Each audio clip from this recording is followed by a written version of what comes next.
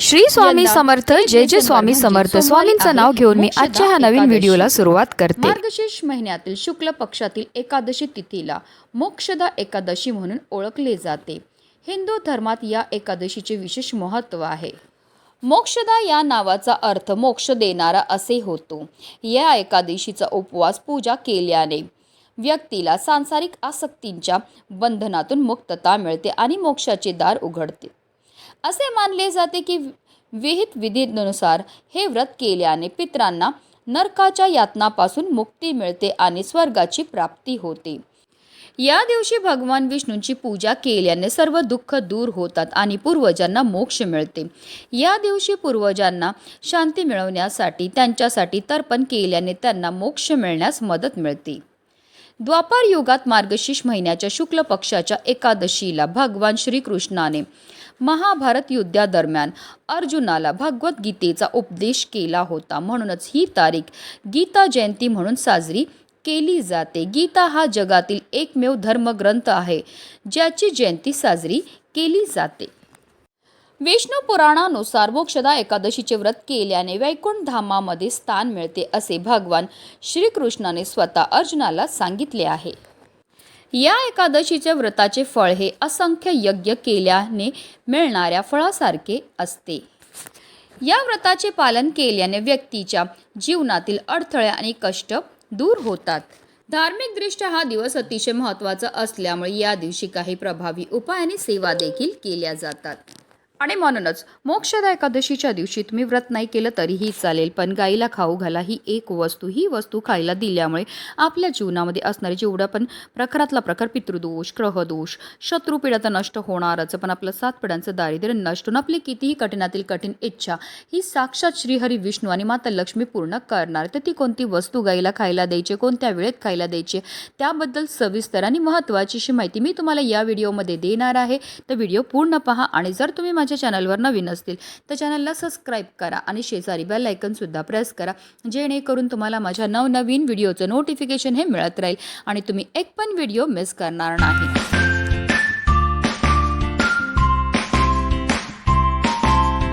मोक्षदा एकादशीच्या दिवशी आपल्याला सकाळी ब्रह्ममुहूर्तावर उठायचे आणि अंथरुणामध्ये श्री हरी विष्णू आणि माता लक्ष्मीचं स्मरण करायचं आहे। आंघोळीच्या पाण्यामध्ये गंगाजल आणि चिमूटभर हळद टाकून आपल्याला स्नानही करायचे। त्यानंतर आपल्याला स्वच्छ वस्त्र हे परिधान करायचे, जर शक्य असेल तर लाल किंवा पिवळ्या रंगाचे वस्त्र परिधान करा। त्यानंतर सर्वप्रथम आपल्याला देवघरामध्ये दिवा हा प्रज्वलित करून घ्यायचा आहे, कारण कोणतीही सेवा किंवा कोणताही उपाय जर आपण अग्नीच्या साक्षीने केला तर त्यामध्ये आपल्याला निश्चितच सफलताही प्राप्त होत असते।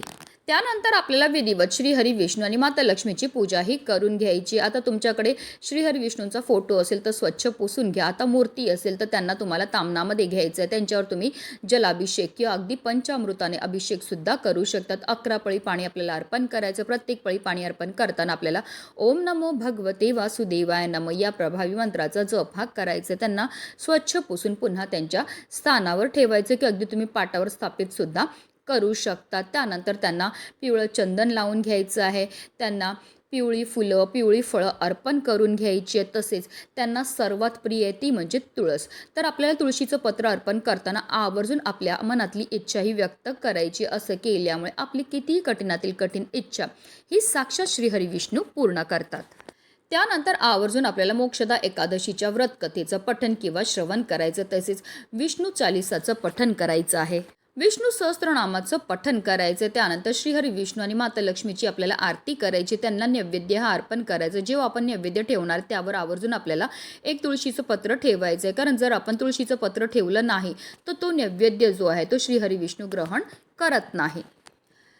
संपूर्ण दिवसभर आपल्याला व्रत हे ठेवायचं आहे, रात्री जागरण करायचं आणि दुसऱ्या दिवशी म्हणजेच द्वादशीला आपल्याला पारण वेळामध्ये व्रताचं समाप्ती ही करायची आहे। अशा रीतीने आपल्याला पूजा ही करून घ्यायची आहे। पूजा करून झाल्यानंतर तुम्ही दिवसभरामध्ये कधीही गोसेवा जी आहे ती करू शकतात, कारण हिंदू धर्मामध्ये गाय, गंगा आणि गायत्रीला अनन्यसाधारण असं महत्त्व आहे। गायीचा जन्म हा समुद्र मंथनातून कामधेनू गायीच्या रूपामध्ये झाला होता। त्याचबरोबर माता लक्ष्मीचा जन्म सुद्धा समुद्र मंथनातूनच झाला होता, म्हणूनच गायीला माता लक्ष्मीचं स्वरूप सुद्धा म्हटलं जातं। गाय 11 रुद्रांची आई आहे, 8 वसूंची कन्या आहे, 12 आदित्यांची बहीण आहे आणि अमृतरूपी दूध देणारी आहे। जो व्यक्ती गोसेवा करतो त्याच्या सर्व इच्छा पूर्ण होतात अर्थातच होतात, पण त्याला मृत्यू पश्चात स्वर्गाची प्राप्ती सुद्धा होत असते. साक्षात श्रीहरी विष्णूंनी सुद्धा आपल्या कृष्ण अवतारामध्ये ही गोसेवा केली होती आणि म्हणूनच त्यांना गोपाळ हे नाव मिळालं होतं. म्हणूनच आपल्याला सुद्धा आवर्जून मोक्षदा एकादशीच्या दिवशी ही गोसेवा जी आहे ती करायची आहे. आता जर गाय तुमच्या घरी असेल तर घरच्या घरी तुम्ही ही गोसेवा करू शकतात किंवा एखाद्या गोठ्यात जाऊ शकतात, गोशालेमध्ये जाऊ शकतात किंवा वाटेत कुठेही तुम्हाला गाय ही भेटणार आहे. गायीजवळ गेल्यावर सर्वप्रथम तिच्या दोन्ही पायावर आपल्याला पाणी अर्पण करून घ्यायचं, तिची आरती करून घ्यायची आणि त्यानंतर जी वस्तू गायीला खायला द्यायची ती म्हणजे पिवळी केळी आणि गूळ. गायीला पिवळी केळी खायला दिल्यामुळे आपल्या कुंडलीतील गुरुग्रह हा बलवान होतो आणि जर आपल्या कुंडलीतील गुरुग्रह बलवान झाला तर त्यामुळे आपल्या जीवनामध्ये असणाऱ्या ज्या आर्थिक समस्या त्यापासून आपल्याला मुक्तता तर मिळतेच मिळते, पण आपल्याला कोणत्याही क्षेत्रामध्ये अपयशाचा सामना हा करावा लागत नाही. कारण पिवळी फळं, पिवळी फुलं ही श्रीहरी विष्णूंना अत्यंत प्रिय. त्या केळ्यांसोबत आपल्याला गायीला आवर्जून गूळसुद्धा खायला द्यायचं आहे. गायीला गूळ खायला दिल्यामुळे आपल्याला ग्रहदोषापासून मुक्तताही मिळत असते. राहू, केतू, शनी, मंगळ ग्रहाच्या दुष्प्रभावापासून आपल्याला मुक्तताही मिळत असते.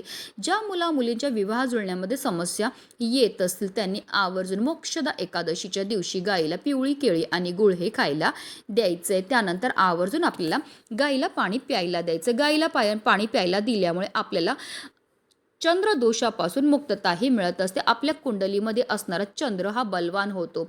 चंद्र हा मनाचा कारक मानला जातो आणि जर आपल्या कुंडलीतील चंद्र बलवान झाला तर त्यामुळे आपल्याला शारीरिक आणि मानसिक त्रासापासून मुक्तताही मिळत असते. त्यानंतर आपल्याला गायीभोवती 11 प्रदक्षिणा ह्या मारायच्या. प्रदक्षिणा मारताना निरंतर आपल्याला ओम नमो भगवते वासुदेवाय नमः या प्रभावी मंत्राचा जप हा करायचं. 11 प्रदक्षिणा करून झाल्यानंतर आवर्जून आपल्याला गायीच्या पायाखालची थोडी माती उचलायची आहे आणि तिने आपल्या कपाळावर टिळा हा लावायचा आहे. कारण जो मनुष्य गायीला हाताचा स्पर्श करून प्रदक्षिणा करतो तसेच तिच्या चरणाखालील धूळ मस्तकी लावतो त्याला पृथ्वी प्रदक्षिणेचे व सर्व तीर्थांमध्ये स्नान केल्याचे पुण्य हे प्राप्त होत असतं.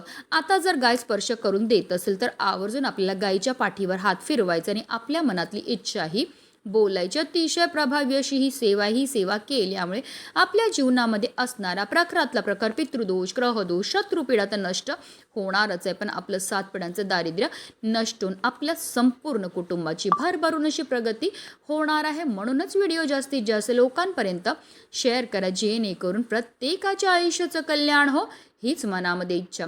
श्री स्वामी समर्थ. जय जय स्वामी समर्थ.